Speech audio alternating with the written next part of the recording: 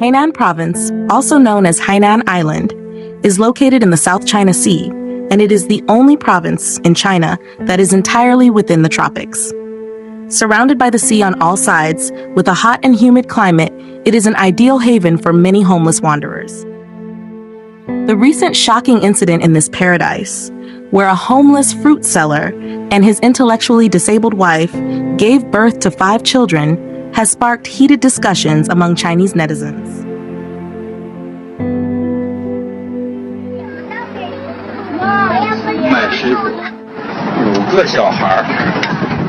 A homeless fruit vendor has 5 children.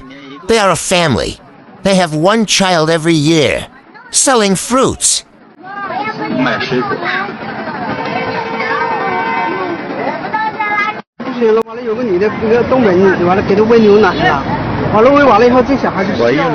There is a woman from northeast China feeding milk to his children.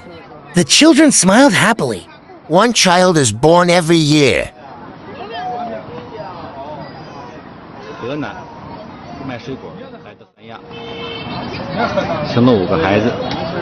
This family comes from Hainan and came to Sanya to sell fruits. They have 5 children.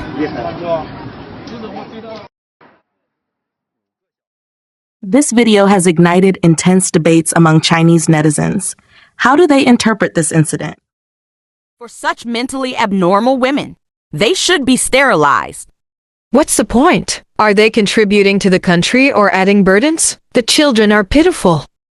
I really want to scold this man. Doesn't he know what he's capable of? Just keep giving birth without raising them. Oh, it's sad. The government should reward them for making a big contribution to population growth. Many people from Hainan come to Hainan to have children. This family used to be in Guangzhou. They stayed in Tianhe district for a while. At that time, there were only 2 children. The older child was over a year old. The younger child was only about 3 months old. Now there are so many. The government should take care of the children. They are too pitiful.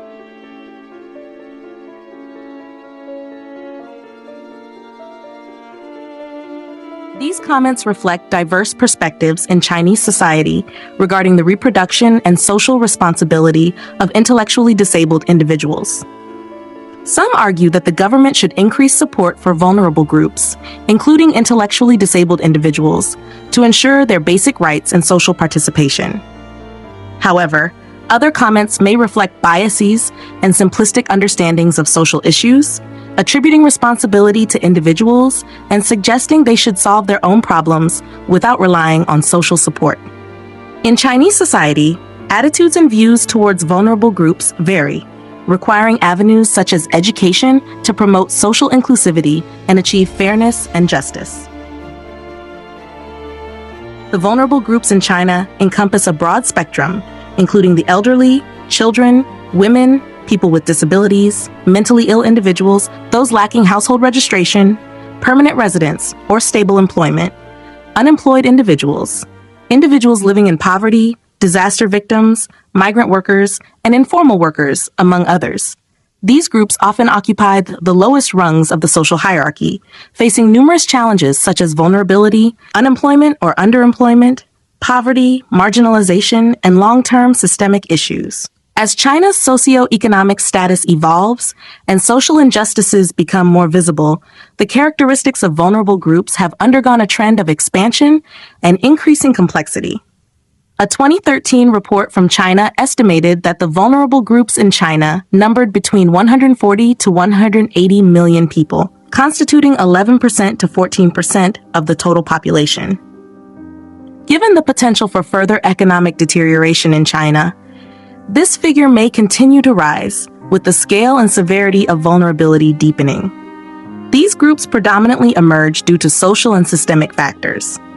Early research reports from Renmin University of China indicate that socially vulnerable groups essentially comprise 95% of the total vulnerable population. Key contributing factors include unfair distribution of social wealth, inadequate provision of social rights, lack of mechanisms for fair competition and effective enforcement, as well as incomplete coverage of social security and relief systems.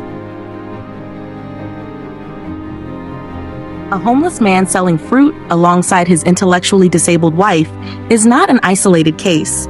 It reveals underlying issues within Chinese society. The vulnerable groups in China are not only economically disadvantaged, but also deprived of social rights and the ability to have a voice.